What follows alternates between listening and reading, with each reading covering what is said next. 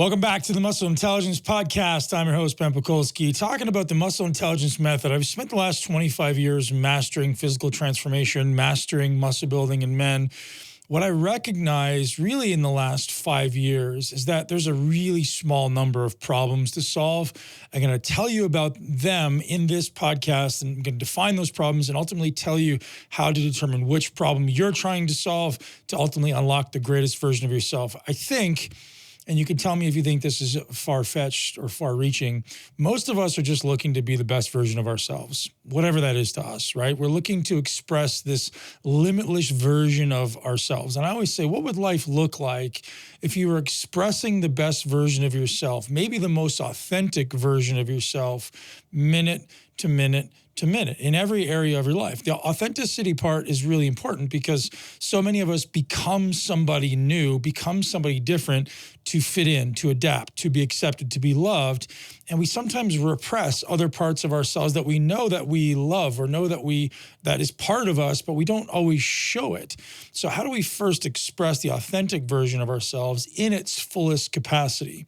And so that may look like, there's some part of me that loves to play chess, and I don't always express that publicly. Or there's some part of me that loves to be a snuggling, loving dad, and I don't always express that publicly, or whatever. You get the idea. There's some part of you that is fully expressed and authentic, and that's the most ideal part of you. That's the part that you want to express more of, but there's other parts of you. And I suggest you think about, what does it look like to fully express me in everything in my life, in every area of my life, and look for those areas that are repressed, whether it's repressed because of something your parents said or teachers said or friends did or whatever. There's some belief that you've taken on somewhere in your life that's ultimately repressing some aspect of you. And then what we look for as men is, well, how do we live life without fear? How do we live life that's a fully expressed version of ourselves, whatever that looks like? So if you want to be someone who is known for being on the cover of magazines, awesome. If you want to be someone who's known for being a multi-billionaire philanthropist who gives back to the world, awesome. All those things are wonderful and great. And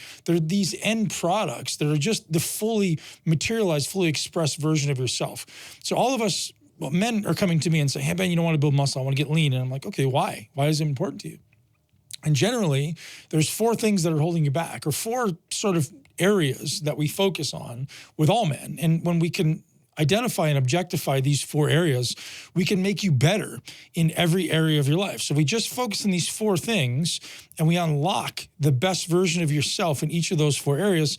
All of a sudden, what we create is the limitless version of yourself, right? We all live with these glass ceilings, these ceilings of limits that we've placed on ourselves, whether it be physical, whether it be these other areas that I'll tell you about in a minute. But there's 4 specific areas that if we just unlock those, all of a sudden our capacity increases.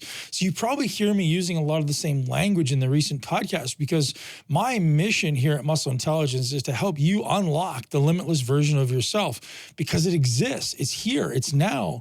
It's possible for you. And I don't want to be a cheerleader being like, hey man, you're capable of more than you're doing, because I get it, man. Life gets in the way. I've had a really challenging last few years personally, maybe the most challenging years of my life. Certainly emotionally, it's been very, very challenging. But what it's done for me is allowed me to recognize that no matter what the lows look like, there's still an operating system that allows me to show up every day at my best. So there's still, when I say operating system, what that means is from the time we wake up to the time we go to bed, we're running some operating system, right? We're running operating system on how we think. We're running an operating system on how we eat, how we train, how we move, how we approach our day, what we do with our spare time. It's just an unconscious, usually unconscious operating system. So we have to start by making it conscious, becoming aware of it, and then starting to intervene and change. Now, the next question is, well, which intervention is best for me? Because in the world right now, there's an infinite amount of information just being spewed, whether it be through social media or ChatGPT, about, gosh, there's so many things I can be doing. What do I actually do? That's the point of this video.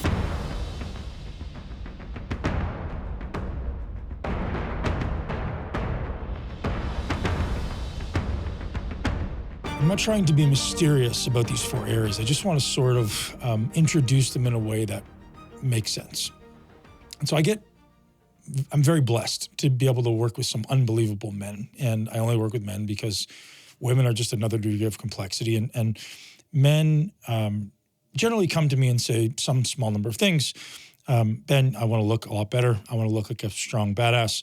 Ben, I want to play with my kids. I want my joints to work really well. I want to add a bunch of muscle. I want to live really long. But ultimately, what they're saying to me is, I want to express the best version of myself. I'm already doing a lot of things really, really well, right? The guys I work with are already doing 98% of stuff really great, training hard, they're getting in the gym every day, they're eating really well, they're taking the supplements. Maybe they're not sure what supplements to take. Maybe they're not sure if the diet's working for them. Maybe they feel like they're working really hard in the gym but not getting the result they're after. Here's what I believe that is. After 25 years of hitting my head against the wall, I sort of have an obsessive personality, and I hate the answer no. I hate not getting success. So what I've acknowledged, or what I'm starting to acknowledge, maybe over the last 18 to 24 months, is that what we're looking for as men is what I call genetic harmony. And genetic harmony is this concept of living in harmony with your genes, right? So what in harmony with your genes? Well, your environment, your lifestyle, and your nutrition have to be in harmony with your genes. Otherwise, you can be like, I don't have enough energy, or I'm not sleeping very well, or I'm not resilient to stress, or my training isn't working. There's something that's in disharmony relative to what your genetics are telling you need or should be doing. And now, genetics have only been around, I think for the better part of 10 plus years, we've actually had the capacity to run genetics in an affordable way. But what has changed in the last 5 years is this hockey stick acceleration of information and data, right? There's this unbelievable amount of aggregated data. I believe there's on the order of like 600 pieces of research coming out every day on genetics. That is unbelievable. And so what we're doing is we're running your genetics and looking at, well, what genetic deficiencies do we have, or what genetic opportunities do we have that we must be doing to ensure our body expresses performance, energy, recovery, sleep, resilience to stress, all of these things to the best version of ourselves. Now, I'll come back to the interventions in a minute, but there's 4 areas that if we unlock these 4 areas, you're going to be the best version of yourselves. This so-called capacity, right? This functional capacity. It's funny. I was speaking with someone the other day. I had a great story come up. And they were sort of overwhelmed with the amount of stuff in their life. They're like, man, I just can't do anymore. I have so much on my plate. I just can't tolerate it. And their words were very much this victim mentality, or this victim words. And I was like, oh, just so much, and I don't have any help, and I feel like I'm just all by myself. And I'm like, okay, tell me about that. And when we dug a little bit deeper, this person had an unbelievably low amount, by my standard, on their plate. But their perception of it was, I got one more thing put on my plate and I was overwhelmed. I couldn't do it. It was just beyond my capacity, right? Whereas you get some people who are like, yeah, if you look at their calendar, I have some clients like this, you look at their calendar from 4:30 in the morning to 9 p.m. at night, they're just like stacked. And the level of output is crazy, right? The level of output, the level of leverage, they understand delegation, they understand elimination. They just work on the most important tasks, and the amount of leverage they're generating in their life is crazy. So you have these people over here who are just like unbelievable productivity machines, right? They're producers. And then you have this other generation, or not generation, this other subset of culture that's consumers. So where do you fit, right? Are you a consumer, meaning I consume social media, I consume food, I consume whatever information, or are you a producer? So people who are the highest effectiveness are producers. So what I'm seeing across the board is that if we want to become the highest producing version of ourselves, there's 4 areas that you must unlock. And now, obviously, everyone's got a different capacity. Everyone's got a different ceiling, so to speak. But this is something that I think can be progressively unlocked to a greater degree. So number 1, your physical capacity. Because if you're physically limited in any way, and you guys have heard me talk about this, I've done other podcasts on this, but if you haven't, this is important. Your physical capacity is going to limit your life. It's either going to empower you and enable you, or it's going to disempower you and restrict you. So what I aspire to as a man at 44 and for the rest of my life is the greatest level of physical capability imaginable. I mean, I want to be able to squat, run, jump, swim, jump out of airplanes, shoot, fight, all of it. And I want to be this sort of modern day Renaissance man, right? I want to be this guy who's like, yeah, there's 23-year-old kids playing hockey, go. There's 25-year-old people playing baseball, go. There's people going for a run, great. That's the one that I'm still working on. Running and swimming are definitely my opportunity. I digress. But I want this body that at least empowers me to do it. So I do everything in my power to prioritize my body, so much so that I've actually taken away a lot of my learning. So I used to spend probably 3 to 4 hours a day learning. Now I've taken 2 hours of that and dedicated it just in this season of life back into my physical health, fitness, and physical capability. So I'm allocating my time resource in a specific way based on what I'm trying to do. So right now my current calendar is I've got 4 to 5 hours every day of physical something. That could be walking, running, swimming, training, yoga, meditation, riding a bike, whatever, stretching, breathing, 4 or 5 hours a day. And then I do 4 or 5 hours a day with my family, and I do 4 or 5 hours a day of work. And then I have some white space. And so I've really shifted that because I knew my physical capability was starting to limit me a little bit. My mobility was decreasing, my strength was decreasing. And I was like, nope, not allowing this to happen. Boom, operating system, change it. So we'd never want to be limited by our body. If you've ever had an injury, you know exactly what I'm talking about. All right, number 2 is our mindset. And now this one's probably the big one for a lot of you guys, is like getting out of your own way. Getting out of your own way is huge. I'm actually building a 30-day course right now on mindset and discipline, because here's what I want you to know. Discipline is not outside of the realm of possibility for you. It's not hard. We can literally operationalize discipline. Here's how this works. I liken meditation and discipline to being effectively the same thing. Hear me out. So if I sit down in meditation and I close my eyes and I sit in cross-legged, seated on the floor, right off the bat, I'm uncomfortable. And my body goes, I don't want to be here. My ego goes, nope, not doing this. So what happens? Forget it. I won't do it. Hurts, uncomfortable, not for me, not good at it, I'm out. Discipline, gone, out the window. If I am willing to sit for 1 minute, 5 minutes, 10 minutes, and overcome that chatter, overcome that monkey brain, overcome that desire, the sort of amygdala's desire to move, fidget, pick my nose, whatever. I'm instilling the habit of overcoming my unconscious urges. So I'm training my brain, I'm training my nervous system to relax. I'm training my nervous system to feel the urge to move and escape this thing, and I'm not doing it. I'm saying, nope, I'm going to sit here. So when I meditate consistently, I've been up in the realm of an hour a day for a long period of time. Now, I don't do it right now. In the season of life, I'm not meditating for an hour a day, maybe 10, 15 minutes a day. But there's been periods in my life where 45 to 60 minutes a day was standard. And what happens eventually is that becomes easy. That becomes no longer a challenge, right? What was once hard is now easy. So here's what I did.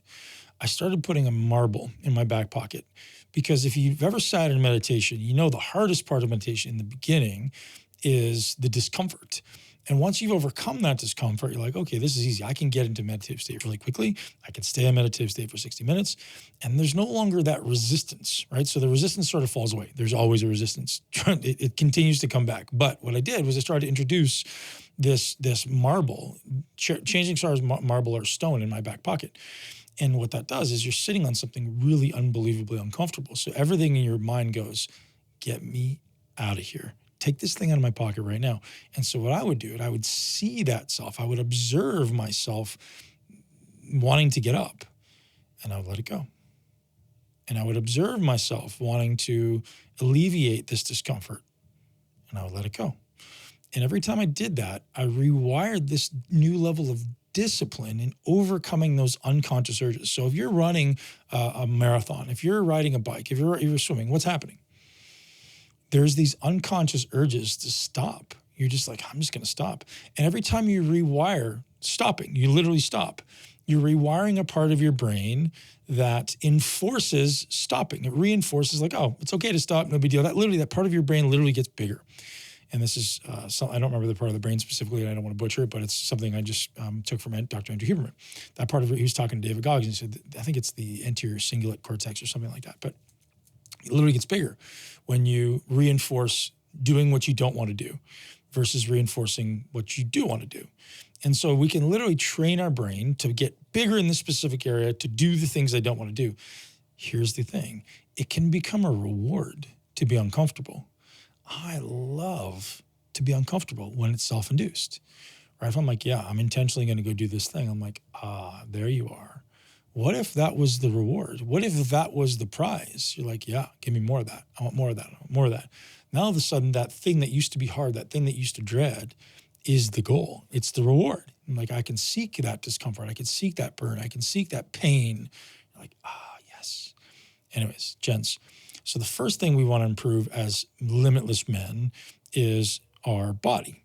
The second thing we need to improve as limitless men is our mindset. And that starts at the base level with discipline, right? You could talk about positive mindset. You could talk about gratitude. You could talk about overcoming fear, all these laziness. The single thing you need to do if you're going to operationalize being more effective in your life is the ability to sit through discomfort and the unconscious urge to get up, to eat, to snack, to I don't know, do whatever, just distract yourself. See it, let it go, get back to work. Eventually, you're training that muscle to be strong. Number 3, the ability to be resilient to stress. Now, resilient to stress can mean a lot of things. It ultimately means I have the ability to withstand a greater amount of stress and not break mentally or physically. Now, here's what I want you to know. Most of us are comparing ourselves against Jocko Willink and David Goggins.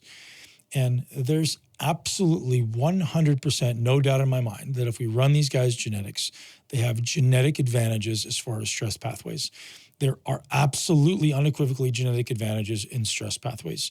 And now I've never seen their genetics, but I suspect very, very strongly that they have some specific advantages when it comes to stress, meaning there's a couple that come to mind, one specific one called the COMT gene, C-O-M-T. If they have the warrior version of these genes, these so-called wild-type warrior versions, they just have a greater resilience to stress. They tend to tolerate stress a lot. They can expose themselves to a bunch of stress, and they're fine. The opposite end of that is what we call the worrier, right? This person who worries. They get a little bit of stress, and they can't reset. So what happens when you stress is your body releases these so-called catecholamines, dopamine, adrenaline, cortisol. And so when those catecholamines are released, what happens is they get released into the brain, and some people can recycle them quickly. These are the warriors.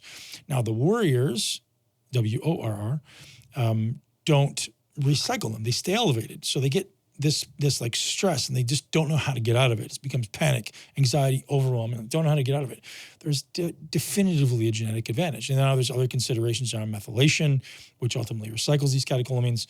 So if you don't know your genetic SNPs and you're comparing yourself against David Goggins and saying, I'm just not like that, of course you're not like that. You can't be. So what we need to do is look at your genetic individuality and create a plan for you so that you can overcome those quote unquote deficiencies. Now, nothing is a genetic deficiency. Maybe there are, I'm not sure. But there are things that can be supported, things that need to be supported for the rest of your life. And there's things that don't. And that's really how we look at genetics is like, for me, there's 5 things that I need to do for the rest of my entire life if I want to continue to express my greatest version of myself. These are non-negotiables every day for me for the rest of my life. And I'll tell you what those are. So, and I'll tell you the difference has been unbelievable. So the first one that I discovered was riboflavin, which gives me crazy amounts of energy. If I don't take riboflavin, it feels like my brain doesn't work. The second one I found out was magnesium. Both of these are energy substrates that are limiting me. The third one is saturated fat. I need to significantly reduce my saturated fat. I think I've told this in different podcasts, but saturated fat for me, I have a very specific SNP, and apparently many people do, that allows an increased consumption of saturated fat to actually drive insulin resistance. When I take in too much saturated fat, which is a subjective thing, my glucose numbers go up very, very high. So like, I was like, I'm eating 0 carbohydrates or very close to it, and my glucose numbers are running very high. Anyways, number 4, turmeric. I need to take turmeric every day for the rest of my life because I have pretty poor inflammatory pathways. When I take turmeric, my sleep is better, my brain is better, my recovery is better, my desire to eat junk food is much less. My ability to adhere to my nutrition plan is much greater. And the fifth one is fish oils. Again, just inflammatory pathways. Those are my 5 non-negotiables for the rest of my life. Personally, some of you have heard of, some of you haven't heard of. Some of them you're like, do I need to take them? I don't know. So do we look at blood work? Yes. Do we look at lab work or genetic work? Yes. The answer is you got to look at all of it. Otherwise, you're guessing, right? You're pissing money down the drain doing a bunch of crap you don't need to do.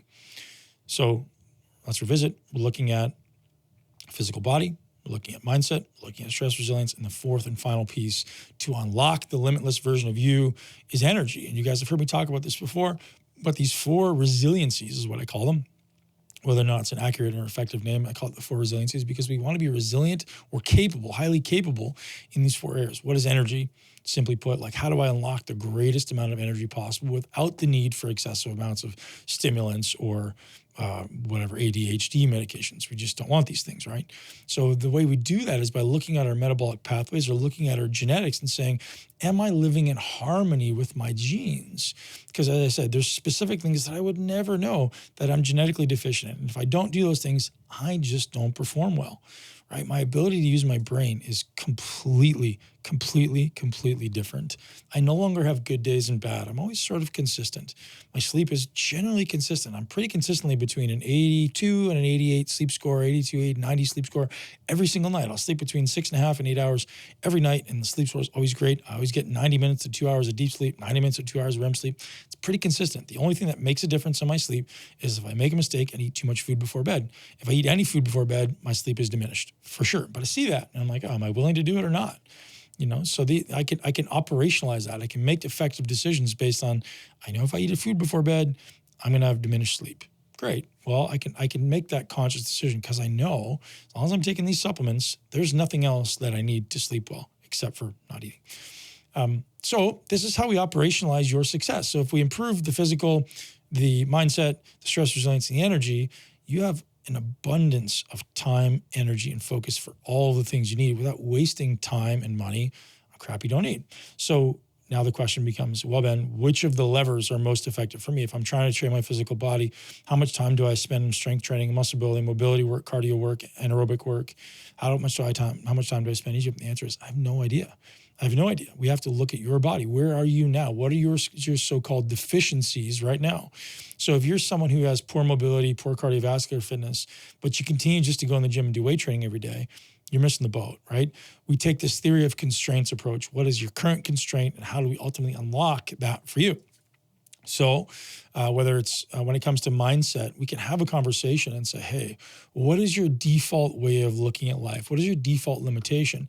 And sometimes the most effective strategy for mindset is to not allow the mindset to interfere at all, simply by objectifying your day. If you create a calendar and a to-do list and you just work toward it, you just do it. There's no worrying about your mood, your emotions, your feelings, all that falls away, and you just do it. That's the easiest, most certain way to make progress. Right now, unfortunately, a large percentage of people are not very, very objective, right? These objective people tend to be the most successful because they just set a goal, they set a plan, and they follow through. People who are more subjective, which to be honest is me, if I'm like, I like to be dynamic, I guess. That's my excuse. But I'd say 60 to 70% of my day is scheduled. The other 30, 40% of my day is not scheduled. Now, would I be more effective if I was? Yes, but I would also be less present for my family. So I like to leave that 30 to 40% margin in my life so that if my kids are like, hey, Daddy, let's go do this. Yes. Hey, Dad, let's go do this. Yes. Instead of like, oh, I can't, I'm scheduled. I'm scheduled. That's just the current phase of life that I'm in. So if you want to be more objectively effective in your life, schedule as much as you possibly can. Here's how you operationalize it. Audit your life. Audit your life from the time you wake up to the time you go to bed. You've got 16 hours. And determine how exactly you allocate those 16 hours. So do I allocate 2 hours to training, 2 hours to nutrition, 2 hours to 8 hours to work, 6 hours to my kids? And then literally look at it a percentage as far as a percentage and say, does my time allocation match my value system? We've talked about this before in the past, but we got to make sure that your time allocation matches your value structure. Here's why. You recently heard me say that I've just taken a lot of my time and put it back into my physical body. Why? Well, because to be honest, I just felt like my trajectory for my physical body was starting to slow down a little bit. It was almost starting to go backwards. I'm like, I'm definitely losing muscle, which is fine because I'm okay with that. I've got an excessive amount of muscle, but I'm losing strength. I'm losing mobility. I'm losing cardiovascular fitness. If I compare myself to where I was 12 and 24 months ago, I'm like, I'm not the same as I was. Certain areas are much better. Certain areas are much worse. So I was like, I'm not allowing that. So I need to allocate more time there. Specifically, the one I felt like I was losing is my mobility. And I'm kind of known for having really good mobility for a giant meathead. So I like to keep that. Anyways, I digress. So I've reallocated time to match my value structure. So my health and my body, my family and my loved ones, and my business are sort of my three big rocks. And obviously you've got social life and those are things as well. So allocate the time according to your values. If you're living out of alignment with your values, you're always going to feel like you're unfulfilled, right? We want to feel like we know our value hierarchy, we're living within it. And yeah, and finally we talk about energy, right? And energy, as you know, is the currency of life. So gents, if you want to operationalize this, here's what I suggest you do. Get a genetic test. If you don't already have it, run it through us at Muscle Intelligence, which is dnaperform.com. We're going to give you a report based on everything we find with respect to performance. And so that, for me, that could be something as simple as like, shouldn't take statins. I would have never known that before. I have a specific gene that predisposes me to myopathy, which is inflamed muscles or muscle inflammation, which would obviously cause, more muscle loss, would cause joint pain. So statins are off the table for me ever. So that means I have to make my diet and my supplements and my new training exponentially more effective. I can't just be like, I'm just going to take a statin, crush my cholesterol numbers. No, I have to do everything I can dietarily, supplementally, training-wise to optimize my cardiovascular health, which is why I've created a really long, not really long, 17 pages, I think, document on cardiovascular optimization strategies based on all the world's top experts. So run your genes, run the most extensive blood panel you can, at least once a year. So we run a really extensive one once a year and ideally a smaller one once every 3 to 4 months. Run an organic acid test, which allows us to see metabolic pathways, allows us to see toxins, allows us to see sort of where your metabolism is breaking down. Think of blood as a snapshot in time and urine as the end products, right? Because the urine is the excretion product. So blood is like what's going on in my body right now. Urine is like, well, all these things have processed through all my organs and now they're coming out the other end. And so what is happening at the metabolic end product? It's a little bit different when you're looking at urine. If you need a stool analysis because you've got some GI dysfunction, we add that in too. And we put together this dashboard, so to speak, of all of your nut data. Okay, based on your specific challenges, here are your opportunities, right? And there's 4 problems we're trying to solve: your physical body, your stress, your mindset, and your energy. And if we just simplify all of these numerous interventions, we can come down and go, well, which of these 4 things is most important to you right now? Which are you limited by? Maybe all of them, maybe none of them. But it allows us to pick and choose which interventions are best. Should I be doing a sauna? Should I be doing a cold plunge? Should I be doing MOTS-C? Should I be doing BPC? The answer is I have no idea. Why are we guessing? Stop guessing. The challenge in this world right now is a nutritionist thinks it's nutrition. A trainer says it's your training. Functional medicine doc says it's your supplements. A doctor says it's your hormones. But nobody talks. There's not an integrated approach. And so when you look at your genetics and we look for genetic harmony, and harmony means I'm living in alignment with my environment, with my lifestyle, and my nutrition. If we create genetic harmony, all of a sudden, gosh, I feel so much better. And this is what we've been doing in the Muscle Intelligence coaching community now for the better part of a year. We're training up our coaches to be performance advisors when it comes to genetics. We've got a team of geneticists that work with us as well to start creating these optimized reports so you can look, feel, and perform at your best. Gentlemen, ladies, thank you for being here. Today's podcast is brought to you by me and the Muscle Intelligence team. Head over to DNA Perform. That's PERFORM.com, DNAperform.com, and sign up to join us for your personalized genetic report. And if you want, we can work with you directly, personally, to ultimately put together this optimized program.